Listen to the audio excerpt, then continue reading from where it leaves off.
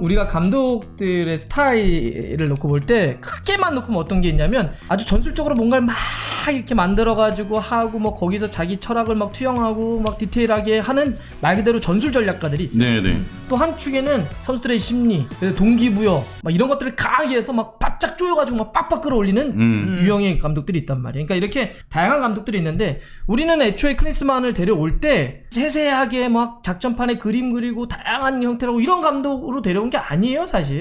큰 틀에서 다른 유형의 감독인 거예요. 네. 그래서 뭐 이거는 옳고 그런 건 아닌 것 같고 우리가 이제 이런 감독을 데려온 거니까 다음에 9월 유럽에서 유럽 웨일스 가고 네네. 나 몇 번 평가전 한 다음에 이제 1월에 붙을 거 아니에요. 그럴 땐 좀 더 센 팀도 붙고 시간도 좀 되니까 그때까지는 계속 지켜봐 주는 게 맞아요.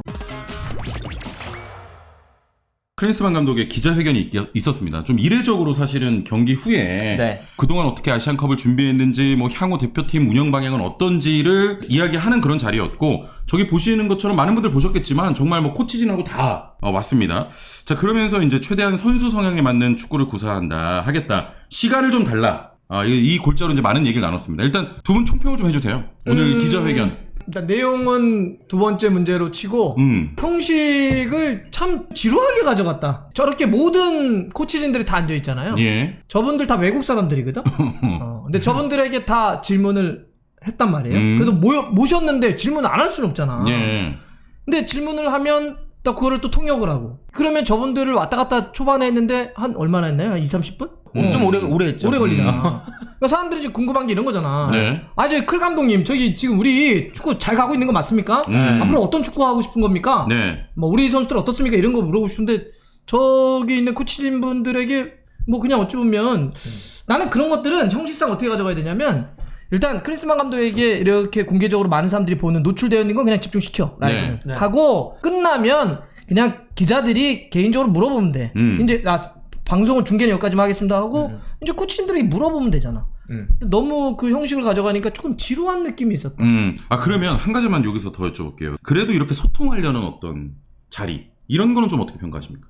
뭐 소통을 많이 하려고 하는 건 좋은데 네. 사실 이거 되게 이례적인 거예요. 그렇죠. 경기가 끝나자마자 기자회견 하잖아요. 네. 근데 하루 지나서 지금 따로 기자회견을 또 가진 거거든요.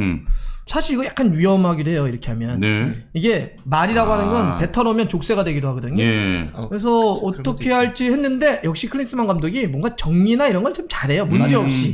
스타 감독. 문제. 네, 뭐 이렇게 스타 하려고 하는 출신. 자체는 괜찮죠. 예. 저는 좋습니다. 요거는 일단 좋다. 아니, 기자회견 자체는 사실은 정말 이례적인 거잖아요. 요게 이제 하나의 우리의 뭔가 하나의 컨텐츠가 될 수가 있는 거죠. 네. 이제 다른 감독들이 뭐 나중에 와도 이제 이게 뭐 문화로 한번 굳어지면 축구 팬 입장으로서 또 이제 여러 기자들도 마찬가지고 소통이 좀 안 될 때가 많잖아요. 근데 직접 나와서 얘기하고 뭐 예를 들면 박용우에 대한 질문에도 자기가 딱 나와서 선수를 보호하는 게 나의 뭐 이렇게 임무다 뭐 이런 인터뷰도 하고 하면서 이렇게 소통이 된다는 것 자체는 사실은 너무 좋다고 봅니다. 사실은 뭐 3월 달에도 하고 싶었는데 이제 어쩔 수 없이 여건이 안 돼서 6월 달부터 시작한다. 네. 이런 건데 요건 이제 뭐 쭉 이어나가면 참 좋을 것 같다. 그리고 이제 이런 거 보면 클린스만이 약간 매니지먼트적인 측면에서 진짜 좋은 사람이라는 게 느껴져요. 그러니까 코치들이 다 나와서 이제 어쨌든 한마디씩 하는 게 약간 지루하긴 했는데 네. 한 이유가 있는 것 같긴 하거든요. 그러니까 비상주 코치들이 있고 뭐 상주하는 코치들은 또 한국 사람들밖에 없고 이러면서 뭐 이 사람은 무슨 역할을 하길래 이거를 한 번씩 일단은 다 말해준 거잖아요. 그런 측면에서 아마 그 스태프들에 대한 그런 네. 관리 측면도 있지 않았나 라는 생각이라서 뭐 소통 자체는 좋다. 근데 내용 이 알맹이가 약간 우리가 원한 거는 오늘 나와서 4경기 동안 뭐 요런 게 안 됐었고 나는 요런 거를 딱 해보고 싶었고 이런 방향으로 이제 국가대표팀을 이끌 거고 이런 이제 그동안 색채가 없었던 요 4경기 동안의 문제점을 좀 말해줄 줄 알았는데 네. 약간 그런 거는 조금 두루뭉술하게 약간 넘어가는 것 때문에 조금 아쉽죠. 그런 네. 건.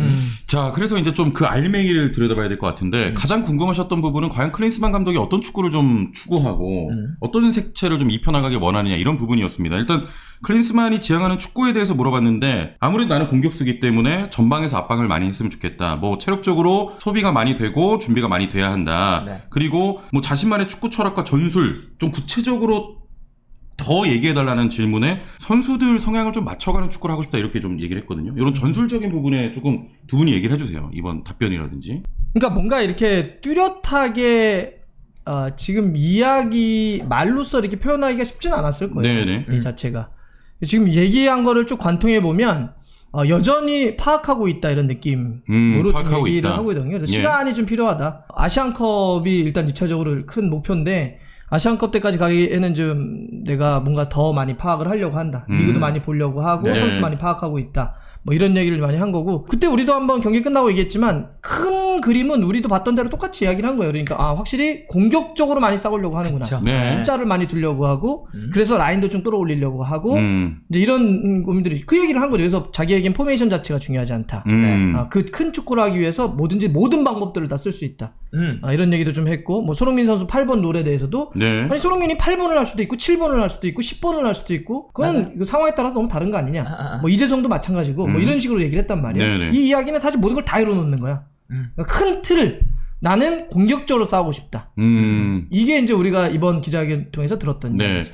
그러면은 아까 이제 그 우리 패러나 약간 알맹이적인 내용, 소통은 좋았는데 이제 조금 그 중심이 부족했다. 지금 우리 달수형이 얘기한 것처럼 뭔가가 딱 뚜렷하진 않고 그래도 공격 축구 쪽이다. 약간 이런 게 알맹이가 없다고 생각하시는 거죠? 그렇죠. 그러니까 이제 뭐 클린스만 축구를 그동안 이제 보신 분들은 클린스만이 뭘 좋아하는지 알아요. 투톱 세우는 것 여기서만 이런 게 아니라 독일, 미국 다 똑같았어요. 공격수 2명 세워놓고 계속 직선적인 축구하고 싶고 그거 4경기 동안 똑같이 했습니다. 근데 이제 이게 완성도가 좀 많이 떨어지다 보니까 이게 자칫 잘못하면 이런 축구가 이도저도 아닌 축구처럼 보이거든요. 그러니까 이제 많은 분들이 좀 뭔가 확실한 방향성이 안 느껴진다 라고 아마 느끼셨지 않아 싶고, 그리고 이제 그 몇 경기 안 되긴 했지만 뭐 당연히 어떤 선수를 뽑을지, 그리고 어떤 선수가 그 선수가 어떤 스타일을 가졌는지, 그리고 이 스타일마다 이제 어떻게 해야 좀 조화롭게 할 수 있을지 이런 건 파악하는 시간이 당연히 필요해요. 그렇죠. 2경기 뭐 4경기로는 부족하죠. 근데 명확한 전술적인 철학이 있으면 그거는 당연한 거고, 철학이 있으면 3백이든 4백이든 뭐 2톱을 쓰든 3톱을 쓰든 1톱을 쓰든 느껴져요. 그러니까 뭐 어떤 축구 하는구나. 근데 그게 4경기 동안 안 느껴진 거는 이거는 뭐 몇 경기 안 했으니까 좀 더 지켜봐야 되지 않을까요? 그것도 맞지만 비판을 들을 만한 충분한 내용이다. 요 4경기는. 근데 그거에 대한 이제 좀 확신은 이번 인터뷰에서 좀 못 준 게 있죠. 이번 기자회견을 통해서도 그런 약간 의문들이 해소가 안 됐다. 아니 근데 우리 생각해봐요. 우리가 감독들의 스타일을 놓고 볼 때 크게만 놓고 뭐 어떤 게 있냐면 아주 전술적으로 뭔가를 막 이렇게 만들어가지고 하고 뭐 거기서 자기 철학을 막 투영하고 막 디테일하게 하는 말 그대로 전술 전략가들이 있어요. 또 한 축에는 사람들의 심리, 선수들의 심리, 동기부여 막 이런 것들을 강하게 해서 막 바짝 조여가지고 막 빡빡 끌어올리는 유형의 감독들이 있단 말이에요. 그러니까 이렇게 다양한 감독들이 있는데 우리는 애초에 클린스만을 데려올 때 그렇게 뭔가 막 세세하게 막 작전판에 그림 그리고 다양한 형태라고 이런 감독으로 데려온 게 아니에요, 사실. 그래서 나쁘다 좋다를 얘기하는 게 아니에요. 그러니까 사실 그러기 때문에 이렇게 나오는 게 난 클린스만 감독은 큰 틀에서 다른 유형의 감독인 거예요. 그래서 뭐 이거는 옳고 그런 건 아닌 것 같고 우리가 이제 이런 감독을 데려온 거니까. 그래서 근데 어쨌든 자기가 지금 구상들을 갖고 있는 거잖아요. 그 안에서 그러면 어떻게 이 팀을 꾸려 나갈 것이냐. 이거니까 시간을 뭐 당연히 달라는 건 맞고요. 또 하나는 사실 우리가 페루하고 엘살바도르 이번에 경기를 했고 지난번 경기는 뭐 사실 뭐 너무 급하게 한 거니까 이 팀을 상대로 해서 우리가 전술적인 뭔가를 보여주기는 어려워요. 그런 부분도 있죠. 너무 약한 팀, 특히 엘살바도르 너무 약했기 때문에 뭔가 우리가 그림을 보여주기는 어렵고 이제 다음에 9월 유럽에서 웨일스가 하고 나 몇 번 평가전 한 다음에 이제 1월에 붙을 거 아니에요. 그럴 땐 좀 더 센 팀도 붙고 시간도 좀 되니까 그때까지는 계속 지켜봐 주는 게 맞아요. 어떤 그림이 그러니까 이게 말로 하기는 쉽진 않았을 거야. 일단 뭐 클린스만 감독도 조금 시간을 좀 달라라고 했던 것처럼 조금 지켜보는 것도 필요하다. 뭐 이렇게 좀 정리할 수 있을 것 같은데 그동안 사실 클린스만 감독을 두고 여러 가지 이제 조금 비판 중에 하나는 말씀하셨던 전술 부분하고 이 코치들이 좀 유럽에 상주하는 부분. 그 질문도 좀 있었어요. 있었죠. 뭐 K리그 경기 많이 보냐. 코치들 유럽 상주 때문에 우려하는 시선이 많다. 이런 질문에도 K리그 다 보진 못했지만 뭐 차두리 그리고 마이클 킴 코치가 좀 모니터링 하고 있다. 이런 또 답변을 내놨습니다. 약간 아직도 우려하는 시선이 좀 있는 것 같아요. 그건 당연하죠. 그러니까 이게 결국에 이거 우리 축구협회도 모험을 건 거거든요. 사실은 비상주로 한다 했을 때 결과 안 나오잖아요. 그러면은 비판을 받을 수밖에 없어요. 이거를 뭐 어땠고 저땠고 이거 떠나서 결과를 딱 보면 어쨌든 안 좋으면 당연히 비판 받게 되잖아요. 근데 이제 꼬투리 잡힐 만한 게 딱 있는 거죠. 비상주. 근데 이제 오늘도 어쨌든 뭐 캐프케 코치도 얘기를 했지만 Y 스카우트를 통해서 이제 뭐 그 분석하는 그 프로그램이거든, 전문적인 프로그램. 예. 거기서 이제 데이터도 받고 여러 가지 루트로 데이터를 받아서 분석하고 있다.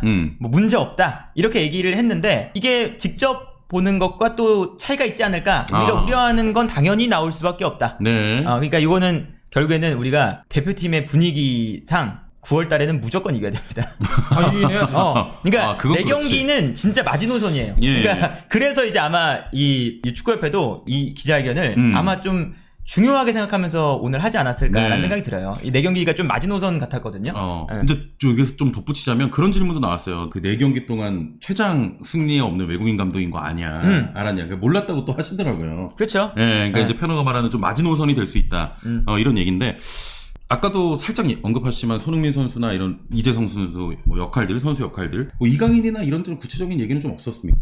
비슷한 얘기인데 계속 이제 이강인을 뭐 10번으로 쓸 수도 있고 뭐 조금 더 측면에 쓸 수도 있고 손흥민도 마찬가지고 이재성도 마찬가지고. 그러니까 아직 선수단의 파악과 그런 것들을 통해서 여러 가지 조합을 꾸릴 수 있다. 그래서 뭐 손흥민 선수의 그 8번 뭐 중앙 미드필더로 좀 한번 해보겠다. 뭐 이런 것도 방법 중에 하나다.